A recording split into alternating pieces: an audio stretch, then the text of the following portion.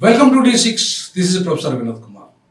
ముస్లింలకు మంత్రి పదవి చివరికి దక్కింది 2 ఏళ్ల తర్వాత. ఎప్పుడో ఇవ్వాల్సిన మంత్రి పదవి ఇప్పుడు దక్కింది.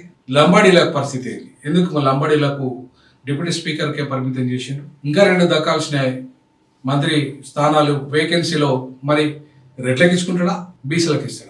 దాంట్లో ఖచ్చితంగా ఒకటైతే లంబాడీకి ఇవ్వాల్సిందే. సో లంబాడీలు దాదాపు 26 లక్షల నుండి 30 లక్షల వరకు మనకు కనపడతారు. 10% జనాభా ఉంది. దాంట్లో మెజారిటీ లంబాడీలో ఉన్నారు. కాబట్టి ఇవాళ ఆదివాసీ బిడ్డగా సీతక్క మంత్రివర్గంలో ఉంది.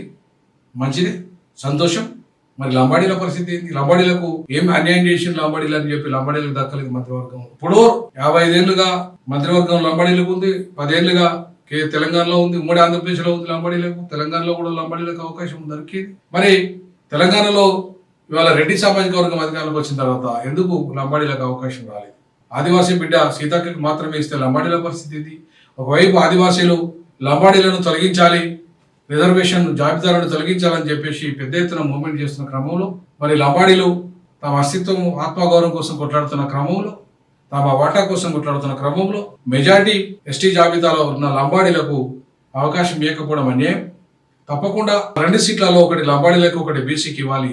రెడ్లకు ఎట్టి పరిస్థితిలో ఇచ్చే సవాలు లేదు. ఇప్పటికే వాళ్ళ జనాభాకు అత్యధికంగా రెడ్లే మంత్రివర్గంలో ఉన్నారు, ఎంపీలుగా ఉన్నారు, ఎమ్మెల్యేలుగా ఉన్నారు, కార్పొరేషన్ చైర్మన్లుగా ఉన్నారు, అలాగే నామినేటెడ్ పోస్టులలో ఉన్నారు, అట్లాగే కీలకమైన పదవులలో ఉన్నారు. అడ్వకేట్ జనరల్ గా, అడిషనల్ అడ్వకేట్ జనరల్ గా, లా సెక్రటరీగా, ఇట్లా అనేక కీలకమైన హైయర్ ఎడ్యుకేషన్ కౌన్సిల్ చైర్మన్ గా ఇట్లా చెప్పుకుంటూ పోతే 72% ఒక రెడ్డి సామాజిక వర్గానికి మరి మంత్రి అవకాశాలు దక్కినప్పుడు మరి లంబాడీలకు ఎందుకు 10% ఉన్న ట్రైబల్స్ లో దాదాపుగా 6% ఉన్న లంబాడీలు మరి వాళ్ళకు ఎందుకు దక్కకూడదు మంత్రివర్గం వస్తాను? ఇంతకాలం 2 ఏళ్లుగా ఎదురు చూసిన ముస్లింలకు అవకాశం దక్కింది. ఇప్పుడు లంబాడీలకు దక్కాల్సింది.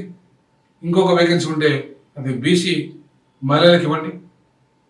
ఇవాళ బీసీ పురుషులు ఉన్నారు, అట్లా ఇంకొక బీసీ మహిళకి ఇవ్వండి. అలాగే మంత్రివర్గంలో ఒక బీసీ మహిళ ఉంది, ఇంకొక బీసీ మహిళకి ఇవ్వండి. ఇస్తే బ్యాలెన్స్ అవుతుంది. 3 మగవాళ్ళు ఇప్పటికే ఉన్నారు.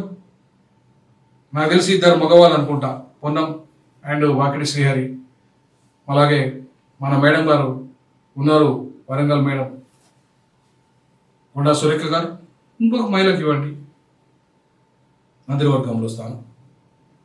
బీసీ మహిళ లేకపోతే బీసీ పురుషునికి ఇవ్వండి. నాకు తెలిసి ఇంకొక మహిళ ఉన్నదా, లేకపోతే పురుషునికి ఇవ్వండి. సో కాబట్టి అట్లాగే మోస్ట్ బ్యాక్వర్డ్ కులాలకు ఇవ్వండి. మోస్ట్ బ్యాక్వర్డ్ కులాల ప్రాతినిధ్యం లేదు మంత్రివర్గంలో. మోస్ట్ బ్యాక్వర్డ్ కులాల నుండి ఇవ్వండి, పురుషుడైనా సరే.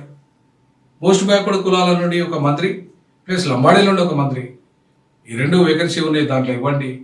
ఖచ్చితంగా ఈ వాళ్ళ ఓట్లు కూడా ఇవాళ కీలకమే. మోస్ట్ బ్యాక్వర్డ్ కులాల యొక్క ఓట్లు కూడా కీలకమే. సో ఏది ఏమైనప్పటికీ అజారుద్దీన్ మీద ఎన్ని విమర్శలు అయినా సరే ఒక ముస్లింకి అయితే అవకాశం ఇవ్వడానికి స్వాగతిస్తాం ఆర్పీఐ పార్టీగా.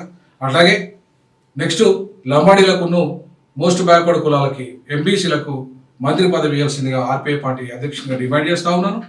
ఎందుకంటే మోస్ట్ బ్యాక్వర్డ్ కులాలు కూడా తక్కువేం లేరు. ఎంబీసీల నుండి 22% జనాభా ఉన్నారు.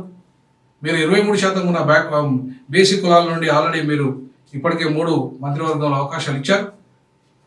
కాబట్టి మోస్ట్ బ్యాక్వర్డ్ కులాల నుండి కూడా ఒక మంత్రిని చేయండి, ఎంబీసీల నుండి ఒక మంత్రిని చేయండి, లంబాడీల నుండి ఒక మంత్రిని చేయండి.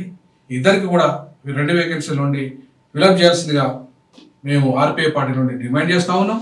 తప్పకుండా మంత్రివర్గంలో ఈ 2 వర్గాలకి స్థానం కల్పించాల్సిందిగా మా డిమాండ్తో పాటు ప్రజా డిమాండ్ ఉంది. కాబట్టి ఆ దిశగా రేవంత్ రెడ్డి ప్రభుత్వం ఆలోచించాల్సిందిగా నేను ఆర్పీఐ పార్టీ నుండి డిమాండ్ చేస్తా ఉన్నాను. మీ అభిప్రాయం కూడా ఈ విషయంలో తెలియజేయండి. జై భీమ్, జై పులే, జై పెరియార్.